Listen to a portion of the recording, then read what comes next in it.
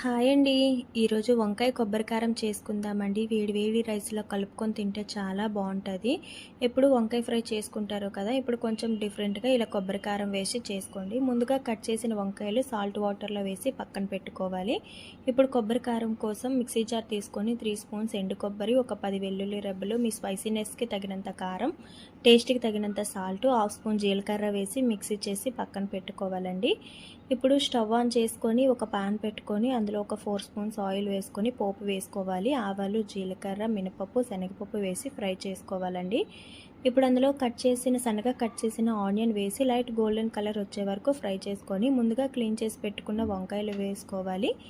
అందులో half spoon పసుపు వేసి కలుపుకొని మూత పెట్టుకొని లో ఫ్లేమ్లో ఫ్రై చేసుకోవాలండి. మధ్య మధ్యలో మూత తీస్తూ కదుపుతూ ఉండాలి, లేదు అంటే అడుగు పెట్టేస్తుంది.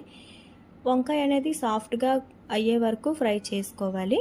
ఇప్పుడు అందులో ముందుగా మనం ప్రిపేర్ చేసుకున్న కొబ్బరి కారం వేసి ఒక 2 మినిట్స్ పాటు ఫ్రై చేసుకొని కట్ చేసిన కొత్తిమీర, కరివేపాకు వేసుకుంటే అంతేనండి, అయిపోయింది. వేడి వేడి రైస్లో కలుపుకు తింటే చాలా బాగుంటుందండి వంకాయ కొబ్బరి కారం.